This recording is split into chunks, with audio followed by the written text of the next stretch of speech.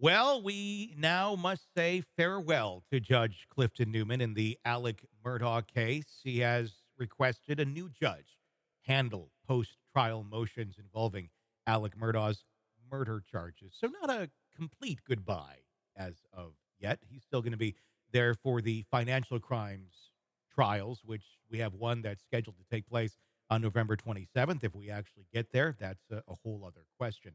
But Judge Clifton Newman saying, yeah, you know what? I agree. The optics here don't look the greatest. At the very least, avoiding any sort of appellate issues, let me take a step down from that.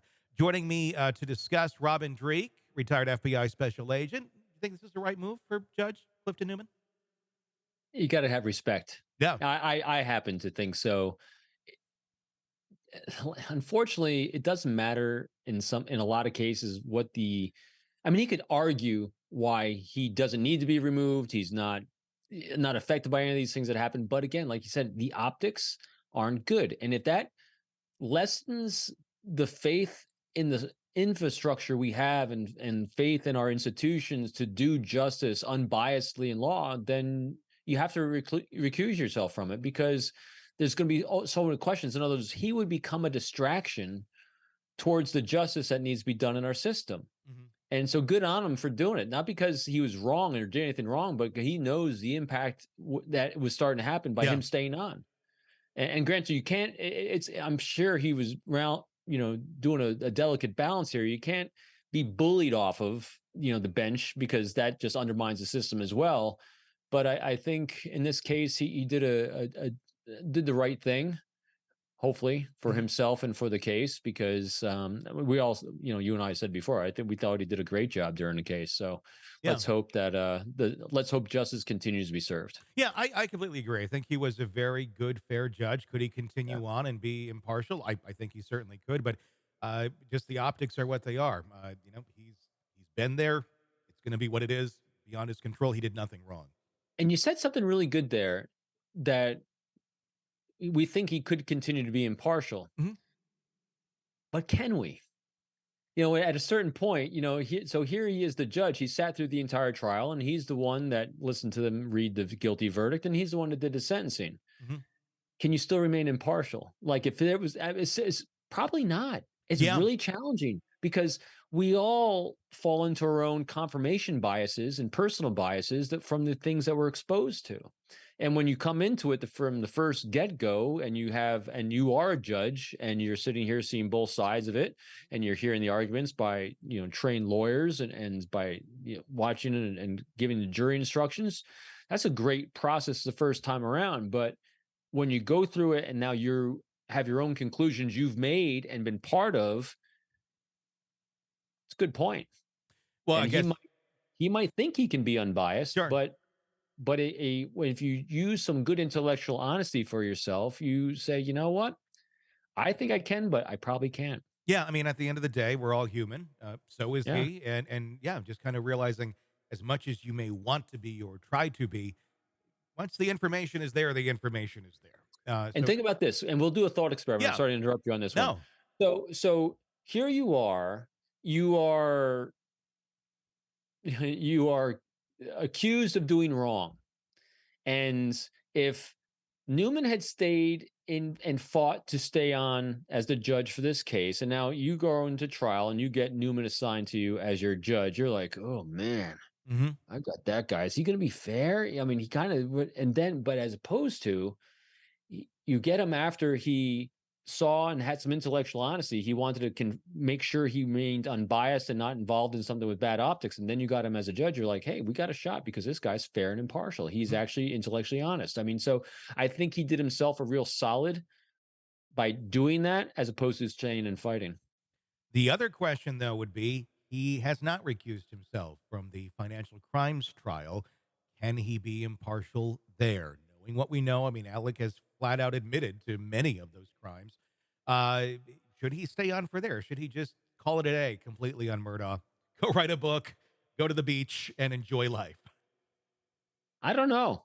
I would think that it is two different charges coming at it. And I think, I mean, it's he's already admitted guilt to it, so I think it's going to be not quite the same. So, and he also knows the material, he knows the individuals intimately more than anyone else, and so I think if he was to back out on that one, he would burden the court system with having to get someone else up to speed and having to bring someone else in. Maybe, I mean, so I don't know, because I don't Yeah, know the intricacies of how that court works. sure.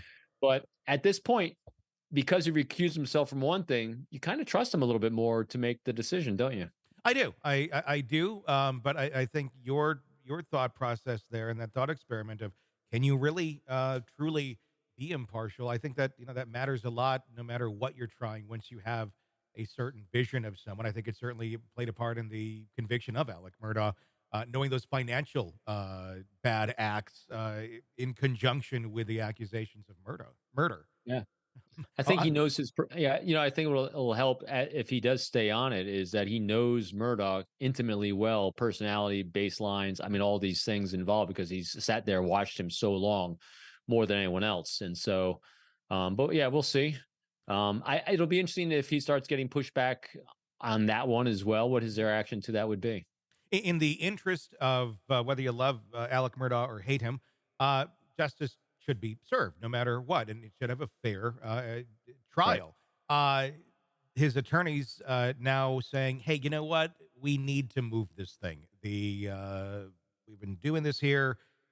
Unprecedented media coverage is the exact verbiage that they've used, seen by millions, and then saying it needs to be moved somewhere else than where it's been being held." Anywhere you go, this is a huge case. I think it would be almost known anywhere in the country. But should that happen? Is that a valid argument? Should they move this out of the locality where it's at? Because I'm sure literally everybody knows about it there, whether they follow true crime or not. May not be the same if we go, many counties away. We've seen this with a bunch of defense attorneys in some of the cases we've covered, and I think it's really holding true more than for these two than many. Hmm. They're very, very good defense attorneys. Their job is to exercise every single nook and cranny in the law they possibly can that is written, to not break the law, to follow the law. Their job is to defend their client to the utmost of their ability, using every single legal tool at their disposal to do it. And they're doing just that. Should they, shouldn't they? I don't think should or shouldn't comes into their brain mindset for that. Hmm. Their job is to do all they can to mitigate all the risks to their client they possibly can. And so it makes sense they're doing this. It totally makes sense they're doing this. Whether it will happen or not, I don't know, Yeah. because again, that's up to the legal system to do. And we've talked about the challenges of the legal system down there. Is it fair? Is it unbiased? Because it's such Yeah. reaching tendrils on there. But I don't because someone's been convicted, you want to. It's I know it's always hard for people to kind of separate the fact that how could you ever be a defense attorney for such a bad person? If you didn't have good defense attorneys doing all they could to exercise the law, you wouldn't have faith in our legal system. Sure. No faith in the legal system, and the entire structure falls apart. Mhm. And so, as much as we don't like when people stand up for these really really bad people, it actually keeps our faith in our institutions solid that they do such a due diligence job. So Yeah. That's hats off to them doing that. Whether it works or not, who knows? Again, hopefully, see again, if you have faith in our system, whatever decision they come up with, you're like, well, that's a legal, safe decision to do because that's the way it should work. mhm. And if all of a sudden we say, oh, that's crap, blah, blah, blah, it shouldn't have happened, well, it's because we no longer have faith in that system. You only question systems that they had behaviors that cause us to have questions about them. Mhm. So let's hope that all these things fall into place. And I think Judge Newman did a good job showing some faith in the system, Yeah. because so it's interesting watching these behavior balancing acts, because without us as human beings and citizens saying, okay, we see it with transparency, with honesty, and here's our system, it'll fall apart. So I like what I'm seeing so far. Let's hope it fleshes out right. Let's hope if they find that someone did something wrong in the courtroom, and that there was influence and by the clerk or whatever the accusations are, or all of the stuff that's going on, that gets all flushed out. and he gets convicted again if they do it. Yeah, without a doubt. Hey, it's Tony Bruschi. If you want more of our interview with our guests, be sure to check out our podcast, Hidden Killers with Tony Bruschi. Just search that wherever you download podcasts and press subscribe. Also, you can check out our YouTube channel for the full video version of the interviews as well, under the same name, Hidden Killers with Tony Bruschi. Check it out, subscribe, binge, and enjoy. Thanks for watching.